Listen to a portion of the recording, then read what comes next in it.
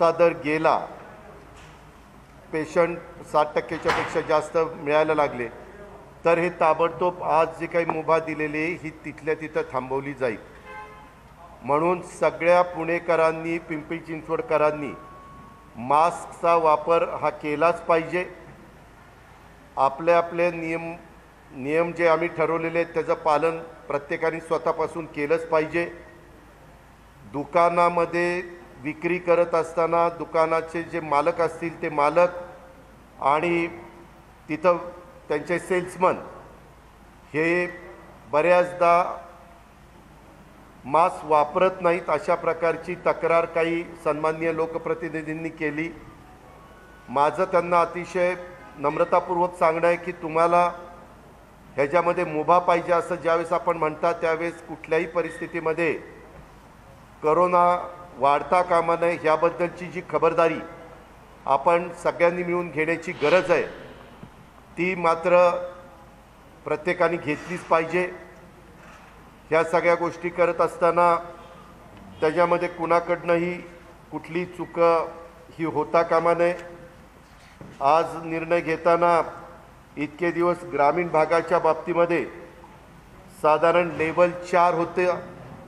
आता आम्ही पुणे जिल्ह्याच्या 13 तालुक्याच्या करता लेवल 3 ची नियमावली सोमवारपासून लागू केलेली आहे. पुणे जिल्ह्याच्या ग्रामीण भागातल्या 13 तालुक्याकरता. आणि त्यातल्या काही आमदारांनी सांगितलं की पुणे शहर आणि पिंपरी चिंचवड शहराला जी आपण नियमामध्ये काही निर्णय घेताय तसा निर्णय ग्रामीण पण घ्या, परंतु ग्रामीणची पॉझिटिव्हचा दर आजही सरासरी 5.5चा आहे. त्यामुळं तिथं ह्या आठवड्यामध्ये आपल्याला घेता येत नाही, परंतु लेवल 4च्या ऐवजी लेवल 3 आम्ही तशा पद्धतीनं निर्णय घेतला आहे. आजही आंबेगाव 6% पॉझिटिव्हचा दर आहे, बारामती 4.3 आहे, भोर 2.9 आहे, दौंड 7.2, हवेली 4.9, इंदापूर 6.5, जुन्नर 7.2, खेड 5.5, मावळ 4.9, मुळशी 3.4, पुरंदर 6.1, शिरूर 7.1, वेल्हा 1%, असं सरासरी 5.5% आहे. तिथंही निर्णय घेतले जातील, परंतु हे सगळं प्रमाण जसं पुण्याचं ॲव्हरेज आठवड्याचं 3.5% आलेलं आहे आणि आपल्या पिंपरी चिंचवडचं पुण्याचं 3.3 आलं आहे आणि पिंपरी चिंचवडचं 3.5 आलं आहे आणि पुणे रूरलचं 5.5 आहे. ते 5च्या आत आल्यावर त्याच्याबद्दलचा निर्णय पुढच्या आठवड्यामध्ये घेतला जाईल. पुणे ग्रामीणच्या करता सर्व दुकानं आस्थापना आठवड्याच्या सर्व दिवस दुपारी 4 पर्यंत सुरू राहणार आहेत. हॉटेल रेस्टॉरंट 50% क्षमतेसह दुपारी 4 पर्यंत सुरू ठेवायला पुणे ग्रामीणच्या करता मान्यता देण्यात आलेली आहे. आता पुणे आणि पिंपरी चिंचवडच्या संदर्भामध्ये आम्ही मुख्यमंत्री महोदयांनी काही सहकाऱ्यांशी चर्चा केली, अधिकाऱ्यांशी पण मी त्याच्यामध्ये चर्चा केली. आता 2-3 दिवस 4-5 दिवस झाले वेगवेगळ्या पद्धतीनं काही जणांचं नियम तोडून काही गोष्टी करतात. वास्तविक त्या सगळ्यांना मला आव्हान करायचं आहे की हे शासन काही मुद्दाम बळजबरीनं करत नाही. मध्ये पेपरबाजी किंवा इलेक्ट्रॉनिक प्रिंट मीडियामध्ये असं आलं की बाबा पुण्याकडं दुर्लक्ष आहे. अजिबात पुण्याकडं दुर्लक्ष नाही. मी तुम्हाला वेळोवेळी सगळ्या गोष्टी सिद्ध करून देईल. महाविकास आघाडीचं सरकार आल्यानंतर पुणे जिल्हा, पुणे शहर, पिंपरी चिंचवड शहर ह्याच्या संदर्भामध्ये शासनाकडनं ज्या काही गोष्टी सकारात्मक घेण्याची गरज असेल त्या घेतल्याच जातात. त्याच्याबद्दल कुणी गैरसमज करू नये आणि ह्याच्यामध्ये राजकारण पण कुणी आणू त्या ठिकाणी नाही. पिंपरी चिंचवड पुणे शहराच्या करता सर्व दुकानं आस्थापना आठवड्यातील 1 दिवस सुट्टीसह इतर सर्व दिवशी रात्री 8पर्यंत सुरू राहणार आहेत. म्हणजे आपल्या इथं बघा, कधी कधी लक्ष्मी रोड आठवड्यातनं एक दिवस बंद असतो, कधी आपला तुळशीबाग परिसर बंद असतो, कधी आपला कॅम्प बंद असतो.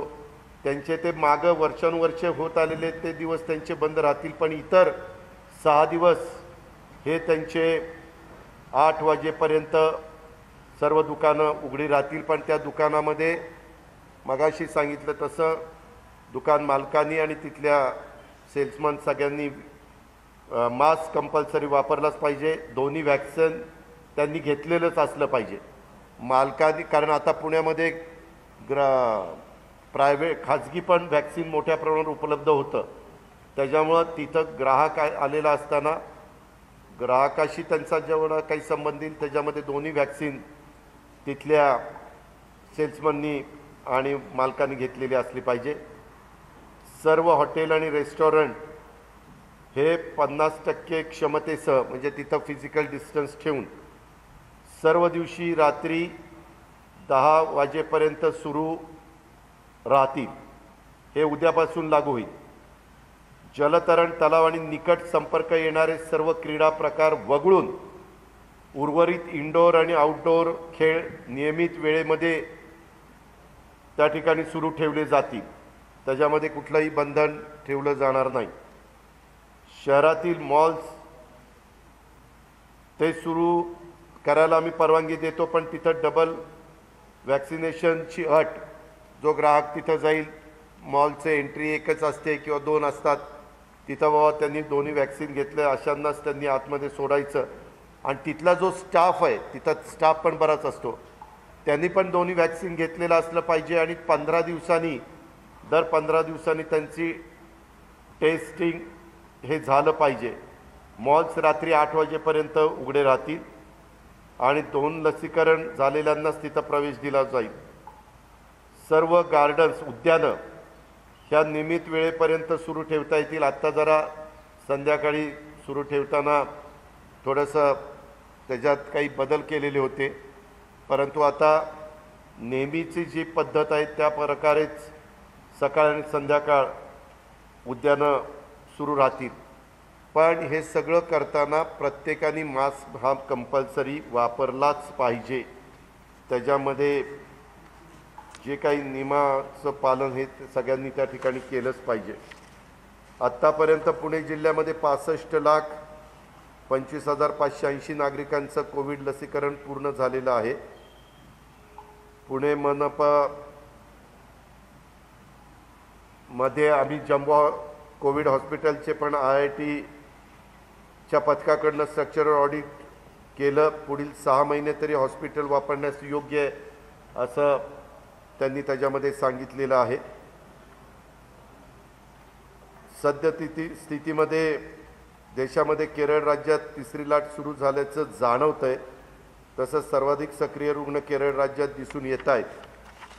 ती पण गोष्ट आम्ही गंभीरतेने घेतलेली आहे. म्हणूनच आपल्याही राज्यात काही जिल्हे मात्र एकही पेशंट तिथं पॉझिटिव्ह मिळत नाही आहे. अशा जिल्ह्यांच्या बाबतीमध्ये मात्र थोडंसं सवलत ह्या मोठ्या प्रमाणावर देण्यात आलेल्या आहेत. आम्ही 3ऱ्या लाटेच्या संदर्भामध्ये ऑक्सिजन प्लांट वगैरे,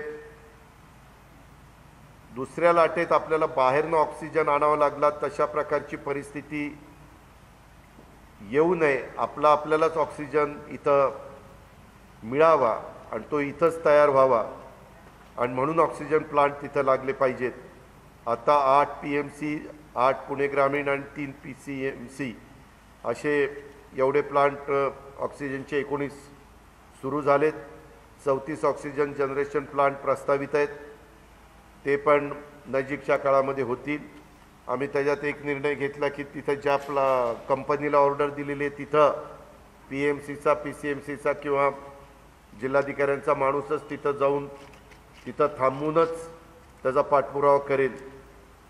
अशा पद्धतीनं त्या बाबतीमध्ये निर्णय घेण्यात आलेला आहे. सध्या पुण्याचा रुग्णवाढीचा दर 0.09% महाराष्ट्राचा 0.10%.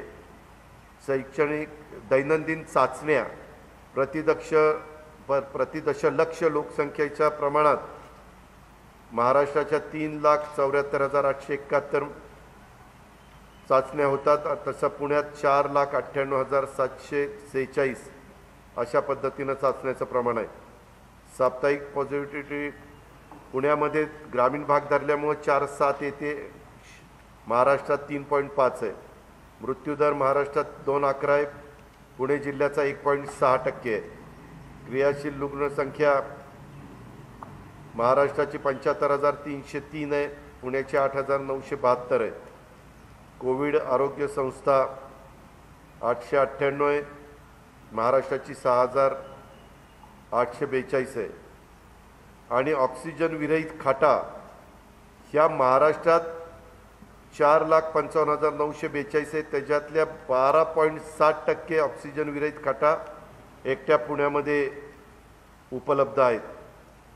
ऑक्सिजनच्या बेड्स ह्या महाराष्ट्रात 1,09,626 आहेत. त्याच्यातल्या 15.6% एकट्या पुण्यातच 17,191 ऑक्सिजन बेड्स आहेत. ICU बेड्स महाराष्ट्रात 34,127 आहे, पुण्यात 11%, 3,759 आहेत. व्हेंटिलेटर्स हे 13,472 महाराष्ट्रात आहे, पुण्यात 14%, म्हणजेच महाराष्ट्राच्या 14%, म्हणजेच 1,887 आहे. अशा पद्धतीनं तिथंही काही बेड्स कशा वाढवता येतील त्याबद्दलचं पण आम्ही आजच्या बैठकीमध्ये चर्चा केली. तशा प्रकारच्या सूचना संबंधितांना दिलेल्या आहेत.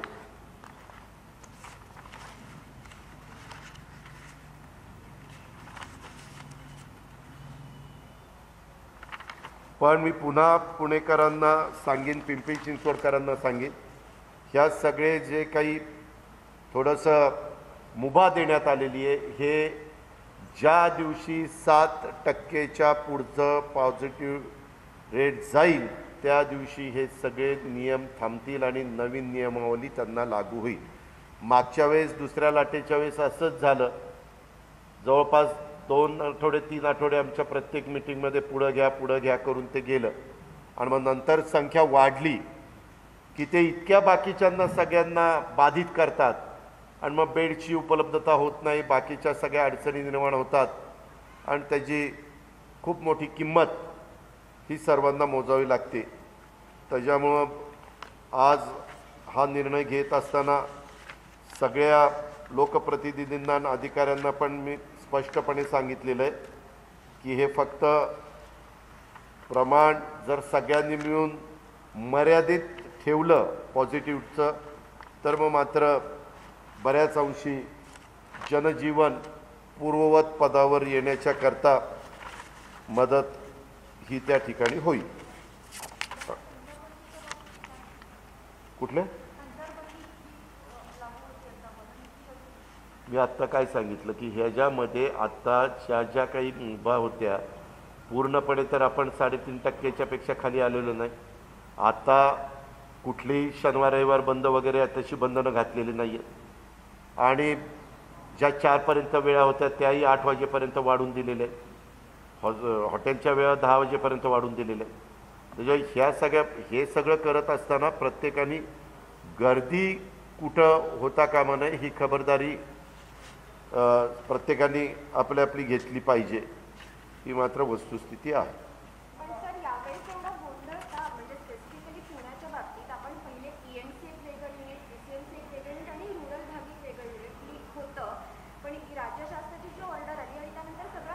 असं कधी नव्हतं. एक मिनिट. पहिल्यापासून संपूर्ण महाराष्ट्रामध्ये प्रत्येक जिल्हा म्हणूनच ओळखला जातो. आम्ही त्याच्यामध्ये पुणे जिल्हा भौगोलिकदृष्ट्या फार विखुरलेला आहे. डोंगरी भाग, आदिवासी भाग, बागायती भाग, जिरायत भाग आणि ही 2 मोठी शहरं. असं असल्यामुळं त्याच्यामध्ये राज्य सरकारचं जिल्हा म्हणून राज्य सरकार बघतं. त्याच्यात मी मुख्यमंत्र्यांना ह्या सगळ्या बाबी ज्यावेळेस माझ्या कानावर आल्या त्यावेळेस मी त्यांना सांगितलं की मुख्यमंत्री महोदय इथं आपल्याला थोडंसं वेगळी भूमिका घ्यावी लागेल. मग मुख्यमंत्री महोदय विभागीय आयुक्ताशी, विक्रम PMC commissioner, PCMC commissioner, collector या सगळ्यांशी बोलले, CPशी बोलले, पुन्हा माझ्याशी 2-3 वेळाला बोलले आणि मग आम्ही या निर्णयाप्रत आलो. कारण इथली लोकसंख्याच खूप मोठी आहे इतर जिल्ह्याची आणि त्याची तुलना. आज पण हा निर्णय घेत असताना आपण ग्रामीणला निर्णय लेवल 3वरच ठेवलेलं आहे. कारण उद्याच्याला तिथंही प्रमाण वाढलं तर पुन्हा सगळंच परिस्थिती बदलून जाते.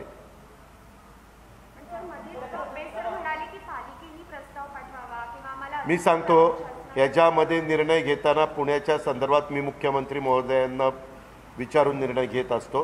त्याच्यामुळं इतर बाकीच्यांनी सरळ इथून पुढं कुणी विचारलं तर सांगावं की तिथले पालकमंत्री मुख्यमंत्र्यांशी चर्चा करून निर्णय घेतील. मंदिराच्या बाबतीत पूर्ण राज्यामध्ये एकच नियम ठेवलेला आहे. तो नियम राज्यात सर्वच मंदिराच्या बाबतीमध्ये लागू आहे, सर्वच धार्मिक स्थळांच्या बाबतीमध्ये. आता तो निर्णय बदलायचा म्हटलं तर राज्याच्या स्तरावरच तो निर्णय जो होईल त्याच्याबद्दलची अंमलबजावणी.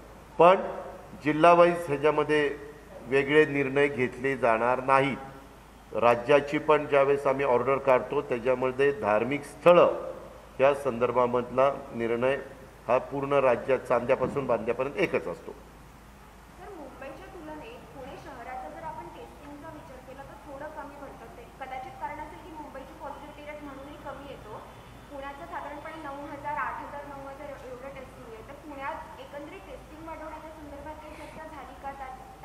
आपल्याला एक माहिती का, ज्यावेळेस करोना आला होता त्यावेळेस फक्त 2 टेस्टिंगच्या लॅब होत्या, फक्त 2.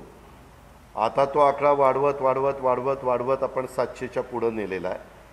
आणि आज ही चर्चा अतिशय स्पष्टपणे झाली की कुठल्याही परिस्थितीमध्ये पुणे शहरात, पिंपरी चिंचवडमध्ये, ग्रामीणमध्ये टेस्टिंगचं प्रमाण कमी होऊन द्यायचं नाही.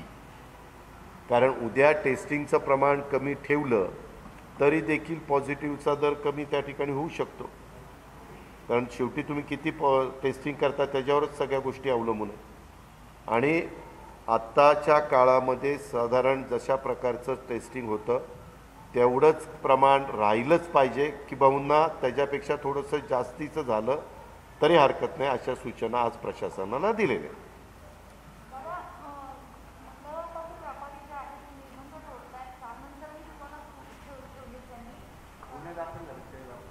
हो का, त्याच्या संदर्भामध्ये असं कोणी नियम कायदा तोडायचा प्रयत्न करू नये, कायदा हातात घेण्याचा प्रयत्न करू नये. शेवटी प्रशासन म्हणून काहीतरी जबाबदारी असते, सरकार म्हणून कुणीतरी तिथे जबाबदारीनं काम करत असतं. त्याच्यामध्ये त्यांना सगळ्यांना माहिती ह्यावेळेस काही अडचणीमुळं मला शुक्रवारची मिटिंग आज रविवारी घ्यावी लागली, एवढाच प्रश्न आला. पण शेवटी शुक्रवारची मिटिंग असली तरी नियम त्याची अंमलबजावणी सोमवारपासूनच होते. त्याच्यामुळे आत्ता जो जाहीर केलेला जे काही निर्णय आहे त्याची अंमलबजावणी सोमवारपासूनच होणार आहे. आणि त्यांनी या गोष्टी करायला नको होत्या, परंतु काही काही जण अशा करोनाच्या काळात पण उद्याच्याला कुठल्या शासनाला असं वाटणार आहे की बंद ठेवावं. कारण बंद ठेवल्यानंतर टॅक्सवर सगळा परिणाम होतो, आम्हाला राज्य पण चालवावं लागतं, सगळ्यांचे पगार पण करावे लागतात, पेन्शनरांना पेन्शन पण वेळेमध्ये द्यावं लागतं. ह्या सगळ्या बाबी आहेत. परंतु हे सगळं करत असताना जनतेचं आरोग्य हे पण प्रथम प्राधान्य आहे, त्याचा जीव पण महत्त्वाचा आहे. त्याच्यामुळं तिथं तो प्रयत्न करत करत आता बरेच जण न्यायव्यवस्थेकडे जातात. आता हायकोर्टात बऱ्याचशा मॅटर आहेत, हे पण तुम्हाला माहिती आहे. हायकोर्टाने पण त्याबद्दल सरकारला, ॲडव्होकेट जनरलला आमच्या सरकारचं काय मत आहे ते विचारलेलं आहे. सरकार त्याच्याबद्दलचं मत त्या ठिकाणी देतं आहे. मध्ये काही आमच्या मंत्री महोदयांनी उदय सामंत आणि वर्षा गायकवाड हे शालेय शिक्षण आणि उच्च तंत्र शिक्षण मंत्री हे आहेत, तर त्यांनी पण काही स्टेटमेंट केले की शाळा कॉलेजेस कधी सुरू करायचे काय. आम्हाला सरकार म्हणून ह्या सगळ्या गोष्टी टप्प्याटप्प्याने सुरू करायच्याच, परंतु हे करत असताना पॉझिटिव्हचं प्रमाण पण वाढता कामा नये, ही पण खबरदारी घ्यायची. जसं राज्यातल्या 11-12 जिल्ह्यामध्ये 0% आता रेट पाहायला मिळतो, तशी परिस्थिती आली तर कुणाला बंधनं हवीत, नकोतच बंधनं.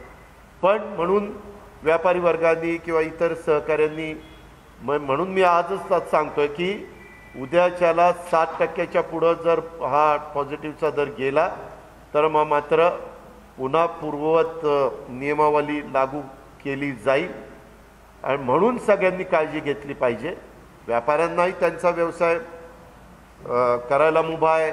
छोटे दुकानदार असतील, बाकीचे सगळे छोटे मोठे व्यापारी असतील, सगळ्यांनाच त्याच्याबद्दलची मुभा आहे. पण नियम पाळले तर आणखीन आपल्याला सगळ्यांना सोपं जाणार आहे. ही गोष्ट तेवढीच महत्त्वाची आहे.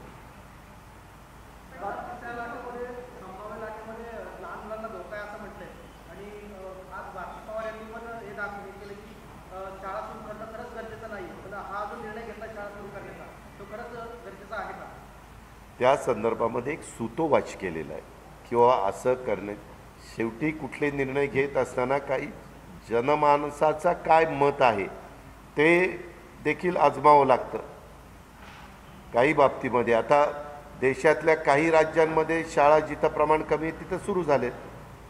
जिथं तिसऱ्या लाटेचं संकट येऊ पाहत आहे तिथं थोडंसं त्यांनी भूमिका वेगळी घेतलेली. अजून आम्ही तो निर्णय घेतला नाही. ह्या दोन्ही मंत्री महोदयांनी तसा सूतोवाच केला आहे. उद्या मंगळवारी बुधवारी आमची कॅबिनेट असती, त्यावेळेस मुख्यमंत्री यांच्या उपस्थितीमध्ये आम्ही चर्चा त्या ठिकाणी करूच. आणि पुढचे काय पावलं. आता काही आपले जिल्हे हे 0% तिथं आहेत. तिथं किती दिवस मुलांना पण शाळेपासून, एक तर गेलं वर्ष तर गेलंच ना, 12वीचे 10वीचे निकाल फार 99 काही टक्के लागलेले आहेत. म्हणजे ह्या बाबी आहेतच ना तेवढंच.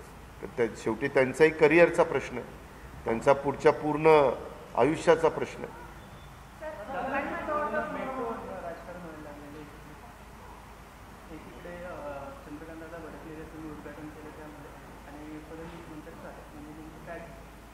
नाही हे का प्रत्येकजण आपलं आपलं काम करत असतं, त्याच्यात भडकायचं काय कारण आहे.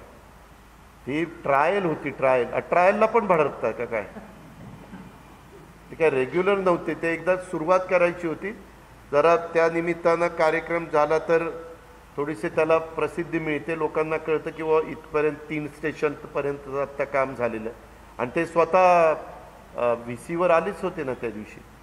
शहराचे प्रथम नागरिक होते, काही इतर आमदार होते. त्याच्यामध्ये साधेपणाने मर्यादित लोकांच्यात कार्यक्रम घ्यायचा होता म्हणून सकाळी 7ला घेतला. सर, लोकांमध्ये अशी भीती आहे, पहिल्या लाट आली, आपण ऑफकोर्स निर्बंध लावले गरजेचं होतं. दुसऱ्या लाटेतही असं झालं. आता तिसऱ्या लाटेची शक्यता वर्तवली जाते. मग तिसरी लाट आली तर परत असेच निर्बंध लागणार, परत सगळं बंद राहणार. आणि असं वर्तवलं जातं की अशा प्रकारच्या लाट येत राहणार जोपर्यंत व्हॅक्सिनेशन होत नाही.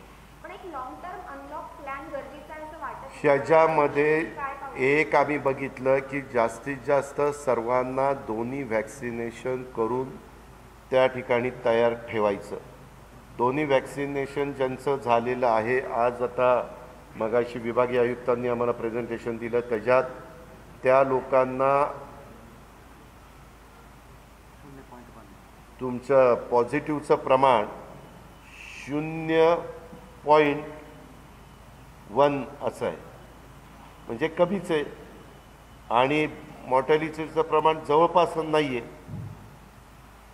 अशा गोष्टी आहेतच ना.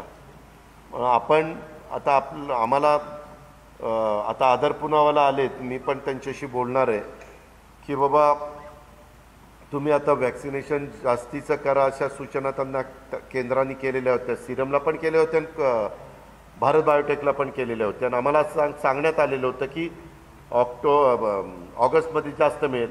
आता ऑगस्टचा पहिला आठवडा झाला. आपल्या इथं पुणे जिल्ह्यापुरतं बोलायचं झालं तर 1 लाखच वॅक्सिनेशन झालं आहे. मात्र जुलै महिना आणि जून महिना इथं 15-16 लाख झालं. म्हणजे वॅक्सिनेशन तेवढं वॅक्सिन आपल्याला मिळालं पाहिजे.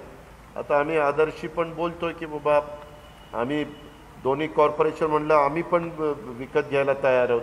राज्य सरकार विकत घ्यायला तयार आहे, केंद्र सरकार विकत. जर विकत घ्यायला तयार असले तर त्यांनी व्हॅक्सिन मोठ्या प्रमाणावर प्रोडक्शन केलं पाहिजे.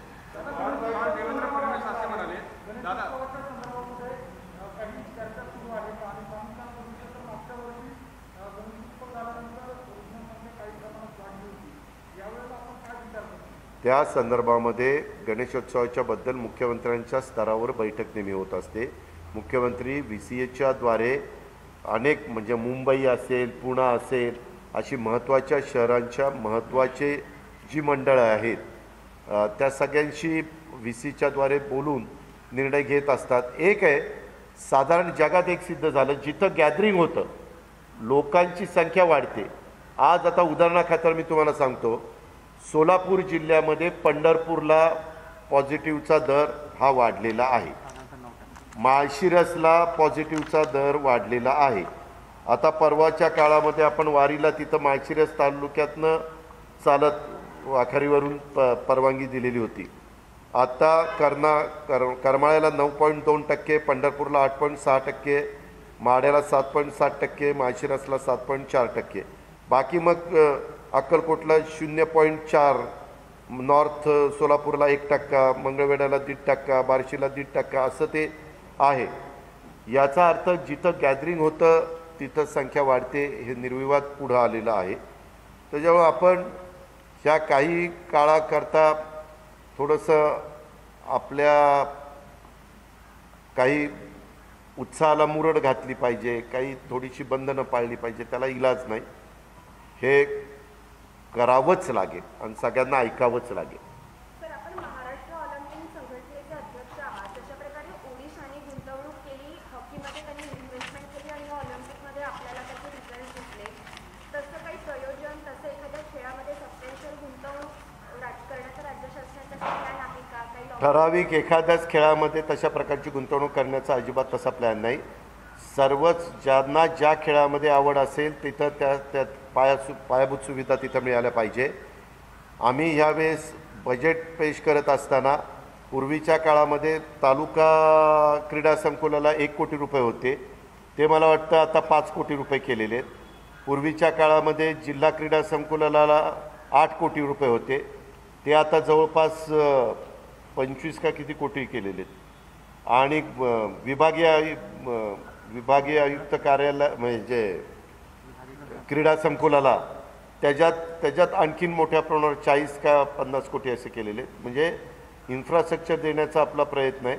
बालेवाडीमध्ये देखील अनेक बाबी, बरीचशी मुलं आपल्या मध्ये देखील शिकून त्या ठिकाणी जातात. जेवढ्या मुलांना आपण पायाभूत सुविधा देऊ तेवढी मुलं मुली त्याच्यामध्ये तरबेज होण्याचा प्रयत्न करत असतात.